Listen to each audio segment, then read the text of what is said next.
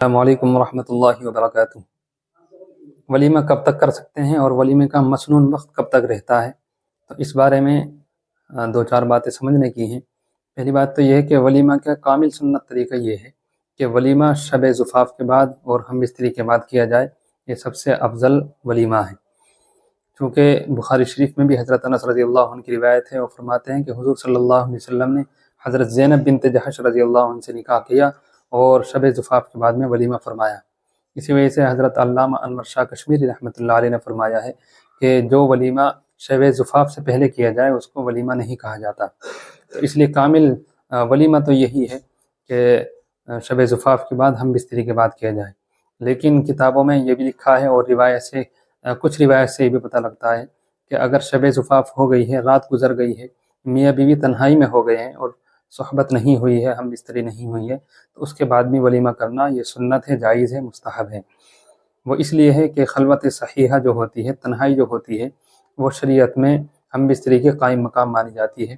جیسے مثال کے طور پر اگر کوئی آدمی نکاح کر لے اور اس کے ساتھ اس کی رات گزر جائے، بھلے ہی ہم بستری نہ ہو، تو اس کو عدت گزارنا لازم ہو جاتا ہے اگر کسی وجہ سے طلاق ہو جائے۔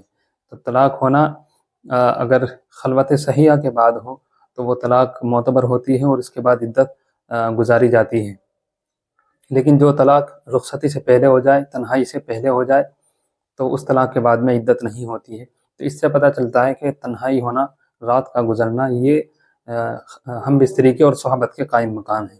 تو اس لیے یہ دو صورتیں ہیں کہ اگر شب زفاف گزر گئی ہے اور صحبت بھی ہو گئی ہے تو اعلیٰ درجہ ہے، یہ مسنون ہے، اور سنت کا اعلیٰ درجہ ہے کہ یہ سنت طریقے پر ولیمہ ہو رہا ہے۔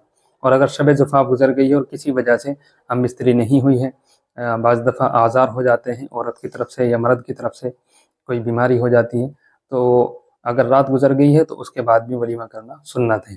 اس کے علاوہ اگر نکاح کرنے کے بعد میں شب زفاف سے پہلے، رات گزرنے سے پہلے اگر ولیمہ کرتا ہے تو وہ ولیمے کی سنت ادا ہو جائے گی۔ ولیمے میں جو وقت مسنون ہے وہ مسنون وقت کی سنت ادا نہیں ہوگی۔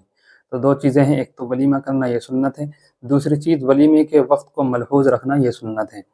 تو ولیمے کا وقت ہے شب زفاف کے بعد میں، چاہے ہم بستری ہو جائے چاہے ہم بستری نہ ہو، دونوں صورتوں میں یہ سنت ہی مانا جائے گا۔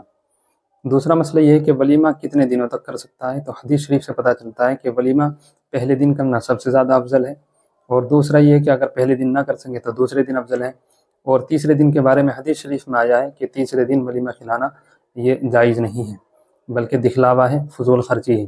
یہ اس وقت میں ہے کہ آدمی برابر تینوں دن تک کھلا رہا ہے، تو تینوں دن اگر کھلا رہا ہے تو تیسرے دن کھلانا یہ اسراف میں داخل ہوگا۔ لیکن اگر ولیمہ ایک ہی دن کر رہے ہیں تو پہلے دن بھی کر سکتے ہیں، دوسرے دن بھی کر سکتے ہیں، اور کسی وجہ سے تیسرے دن کی بھی گنجائش ہے۔ لیکن اگر لگاتار کھلا رہے ہیں، پہلے دن بھی کھلایا، دوسرے دن بھی کھلایا، تیسرے دن بھی کھلایا، تو تیسرے دن یہ کھلانا یہ اسراف اور فضول خرچی میں مانا گیا ہے اور دکھلاوے میں مانا گیا ہے۔